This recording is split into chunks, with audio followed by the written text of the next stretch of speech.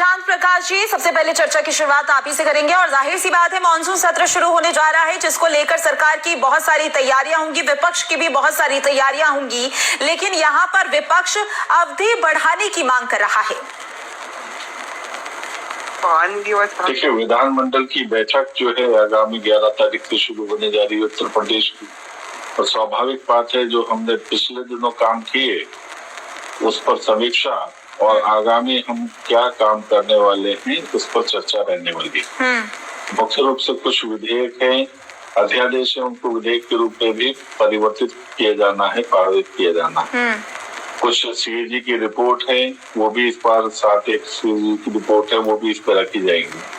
तो ये सब चीजें जो हैं चर्चा का विषय बनी रहेंगी और मैं समझता हूँ कि हम उनमें बेहतर तरीके से प्रदेश में डेवलपमेंट को लेकर के कि बेहतर से बेहतर उन सभी जो अध्यादेश है उनको विधेयक के रूप में जो रखा जाना है वो पारित कर सकते हो, उसका लाभ प्रदेश की जनता को मिल सके। हमने अभी कांवड़ यात्रा हुई, कांवड़ यात्रा में भी बेहतरीन तरीके से कांवड़ यात्रा का जो है जो कार्य पूरा हुआ, इस पर भी वहाँ पर चर्चा होगी। तो बेहतर से बेहतर जो काम किए और आगे और बेहतर करें, इस आशय के साथ में ये जो है विधानमंडल की जो बैठक है, जो सत्र है, इसका हमें स्वागत करना चाहिए। अपवाद नहीं, ठीक है, विपक्ष अपना पक्ष रखे, उन सब पर भी हम लोग चर्चा करें, ऐसा मैं समझता हूँ कि हमारी सरकार जो है कार्य कर पाएगी विधानमंडल में। ठीक है, अतुल। शांत प्रकाश जी, देखिए ये जो आपने कहा कि स्थायी योजना नहीं बनी है सारी जो मानसून की परेशानियों को लेकर के, ये मैं आपकी इस बात से बिल्कुल सहमत नहीं हूँ। हमारे तमाम विभाग जो इस सारे विषयों पर जो है ध्यान रख रहे हैं। हमारा जो इरिगेशन एंड फ्लड डिपार्टमेंट है वो पूरा जो है चिंता कर रहा है कि कहाँ नाले जो है वो साफ नहीं हुए हैं, उनको साफ करना है। किसी प्रकार के जो जल भराव की जो स्थिति है उसको हमारा जो है पीडब्ल्यूडी विभाग जो है वो देख रहा है। तो सारे हमारे पूरे प्रदेश का जो इंजीनियरिंग स्टाफ है वो पूरा इस जल भराव की स्थितियों को देख रहा है। उसके बावजूद कहीं जल भराव की स्थिति पैदा होती है जैसे अतिक्रमण के कारण से इस प्रकार की, तो मैं समझता हूँ ध्यान में आने के बाद में उसको सही भी किया जा रहा है।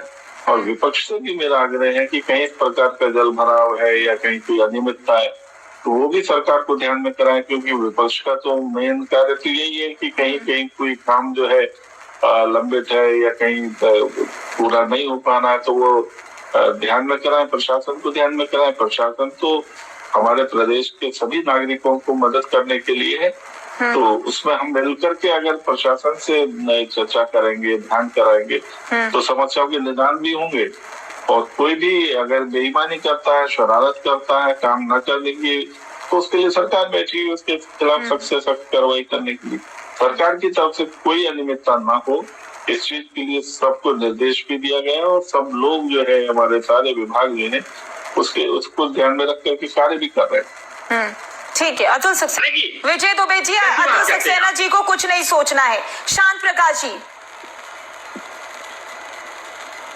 देखिए, जिस तरीके से समाजवादी पार्टी के प्रवक्ता अभी पहलगाम वाली घटना पर जो है हिसाब किताब मांग रहे हैं, तो इनको हिसाब किताब सरोजिनी नगर में जो लोग मारे गए थे बॉम्ब ब्लास्ट में, 62 लोग मारे गए थे, उस पर तो कोई कार्रवाई हुई नहीं। मुंबई लोकल ट्रेन जो वहां पर जो बॉम्ब ब्लास्ट हुआ था उसमें 209 लोग मारे गए थे। हैदराबाद मक्का मस्जिद में 14 लोग मारे गए थे। जयपुर बॉम्ब ब्लास्ट में 63 लोग मारे गए। उसमें दिल्ली बम ब्लास्ट करोल बाग में 30 लोग मारे गए।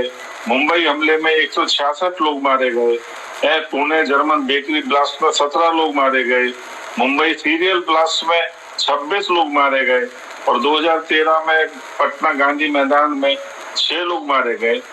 इसमें कांग्रेस ने और कांग्रेस की समर्थित जो समाजवादी पार्टी है इसने कितने लोगों के खिलाफ कार्रवाई की, कितने पाकिस्तान के ऊपर हमले किए, कितने इन्होंने सर्जिकल स्ट्राइक किए और क्या उन लोगों के परिवार जिनके शहीद हुए थे लोग उनके रोदन को देख करके आप लोगों को तरस दिया है? नहीं, उनको कोई मतलब नहीं है। शांत प्रकाश जी, अतुल सक्सेना जी बोल रहे हैं कि आतंकियों का प्रमाण चाहिए, पाकिस्तानियों का प्रमाण चाहिए। किस तरीके की आतंकवादी घटनाएं हुई थी?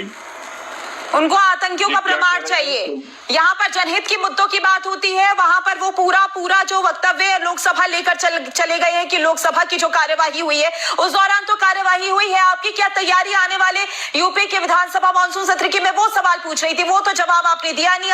जो आप चर्चा थे वो कहीं और ले गए हैं। अतुल सक्सेना जी, माफ कीजिएगा शांत प्रकाश जी, इस चर्चा को यहीं रोकना पड़ रहा है समय की कमी के कारण। आप तीनों का बहुत बहुत शुक्रिया हमारे साथ इस चर्चा में जुड़ने के लिए। फिलहाल के लिए इस खास कार्यक्रम में बस इतना।